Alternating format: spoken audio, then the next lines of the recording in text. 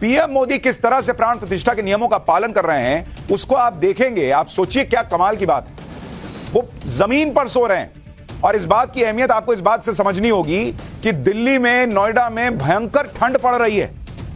मोटे मोटे जैकेट लोग पहन रहे हैं। दिल्ली में रिकॉर्ड सर्दी पड़ रही है, लेकिन नरेंद्र मोदी जमीन पर गद्दा भी नहीं बिछा रहे, जमीन पर सो रहे हैं। क्यों? क्योंकि उनको प्राण प्रतिष्ठा के कार्यक्रम में जाना है। ये तपस्या कर रहे हैं। कोई अन्न ग्रहण नहीं कर रहे, जैसा मैंने आपको बताया, न फल, न सब्जी, न कोई अन्न, सिर्फ नारियल पानी पीकर पिछले 8 दिन से काम चला रहे हैं और अगले 3 दिन भी यही करेंगे। दिन में सिर्फ 2 बार नारियल पानी पीते हैं और कुछ ग्रहण नहीं करते। वो यम नियम का पालन कर रहे हैं। यम नियम में बहुत कठोर साधना होती है।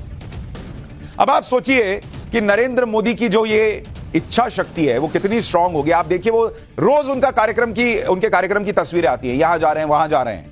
और आप नरेंद्र मोदी का चेहरा देखिए, आपको लग रहा है कि ये आदमी 8 दिन से बिना कुछ खाए दिन रात काम कर रहे हैं, दिन रात ट्रैवल कर रहे हैं, इधर से उधर जो करना है वो अपना काम कर रहे हैं। इस उम्र में बॉस, इस उम्र में, और किसी ने उनसे कहा नहीं है भाई प्रधानमंत्री हैं, कार्यक्रम में जाना है, जाएंगे, वहां पर प्राण प्रतिष्ठा में शामिल हो जाएंगे। कोई पूछ रहा है कि आप 8 दिन से खाना खाएं कि नहीं, 11 दिन से खाना खाएंगे कि नहीं? किसी ने नहीं कहा। अपनी मर्जी से प्राण प्रतिष्ठा में जा रहा हूं तो यह सेवा करके जाऊंगा, यह तपस्या करके जाऊंगा, ताकि जब रामलला को गोद में उठाकर मंदिर तक ले जाऊं तो पूरा तन मन सब साफ होना चाहिए। प्राण प्रतिष्ठा से पहले के 2 दिन तमिलनाडु के मंदिरों में रहने का बड़ा मैसेज भी है नरेंद्र मोदी की तरफ से, क्योंकि दक्षिण भारत से ही सनातन विरोधी आवाजें उठती रही, जिससे सबको यह लगता है कि दक्षिण भारत में तो सनातन विरोधी ही रहते हैं, लेकिन ऐसा नहीं है।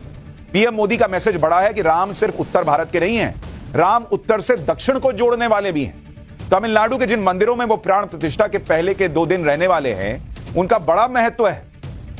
जैसे तमिलनाडु में त्रिची के श्रीरंगम का श्री रंगनाथ मंदिर, देखिए इस मंदिर को, यह देश के सबसे प्राचीन मंदिरों में से एक है, जिसका जिक्र पुराणों तक में मिलता है। श्री रंगनाथ मंदिर में श्री रंगनाथ स्वामी की पूजा होती है, जो भगवान विष्णु के अवतार है। ऐसी मान्यता है कि भगवान श्री राम और उनका परिवार पीढ़ियों से भगवान विष्णु की जिस मूर्ति की पूजा करते थे, उस मूर्ति को भगवान श्री राम ने खुद रावण के भाई विभीषण को दिया था और कहा था कि इसे लंका लेकर जाए। माना जाता है कि यही मूर्ति श्री रंगम के इस मंदिर में आज भी विराजमान है। आप सोचिए, जिस तमिलनाडु में ये मंदिर मौजूद है, उस तमिलनाडु से कोई कहे कि सनातन जो है, हिंदू धर्म जो है वो बीमारी है, तो आपको आश्चर्य नहीं होगा। इसी तरह से 20 जनवरी को ही पीएम तमिलनाडु के श्री रामनाथ स्वामी मंदिर में भी जा रहे हैं। श्री रामनाथ स्वामी मंदिर में भगवान शिव की पूजा होती है।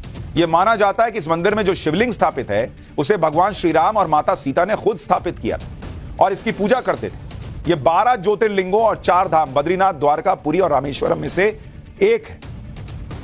21 जनवरी को यानी प्राण प्रतिष्ठा से एक दिन पहले पीएम मोदी धनुषकोटी में भी होंगे।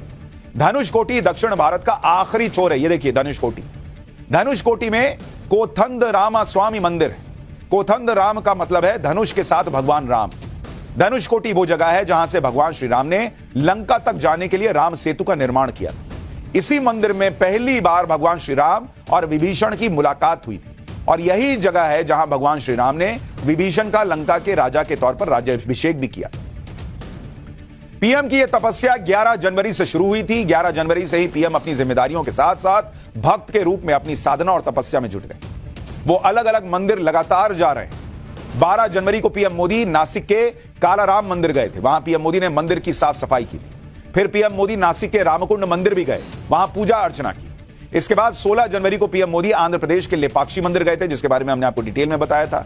17 जनवरी को पीएम मोदी केरल के गुरुवायूर मंदिर में गए, वहां पूजा अर्चना की। यानी जिन्हें यह लग रहा है कि राम का नाम तो सिर्फ वोट के लिए लिया जा रहा है, जो लोग कह रहे हैं कि नरेंद्र मोदी ने तो प्राण प्रतिष्ठा को राजनीति का कार्यक्रम बना दिया जिससे वो 2024 के लिए राम के नाम पर वोट बटोर सके, उन लोगों को भी मैसेज चला गया कि पीएम मोदी के लिए राम मंदिर और भगवान राम का नाम सिर्फ राजनीति नहीं है बॉस। वोट ही लेना रहेगा तो कोई ये तपस्या करेगा, ये इतना काम करेगा। राम मंदिर खुल जाएगा तो खाली वोट नहीं मिलेगा। वो 11 दिन कुछ नहीं खाएंगे, दिन में 2 बार नारियल पानी पी के रहेंगे तभी वोट मिलेगा क्या? यह बात उनकी कठिन तपस्या से साबित होती है कि वो कैसे इस वक्त राम मंदिर को लेकर अंदर से भावुक है। यह वो तपस्या है जो इस देश के साधु संत सन्यासी ही कर पाते हैं। सामान्य लोगों के लिए ऐसी कठिन तपस्या का पालन आसान नहीं होता, और वो भी तब जब आप प्रधानमंत्री की कुर्सी पर बैठे हो। आप ये नहीं कह सकते कि मैं तो बैठा रहूंगा बॉस, मैं कहीं नहीं जाऊंगा। दिन भर जो कार्यक्रम है वो भी करना है, मीटिंग भी करनी है, और आप उनका एनर्जी लेवल देखिए। कोई कह सकता है कि ये व्यक्ति वो है जो पिछले 8 दिन से ना रोटी खाए, ना चावल खाए हैं, ना कोई सब्जी खाए, ना कोई फल खाए, 2 टाइम नारियल पानी पी के ये आदमी चल रहा है। एनर्जी लेवल देखिए।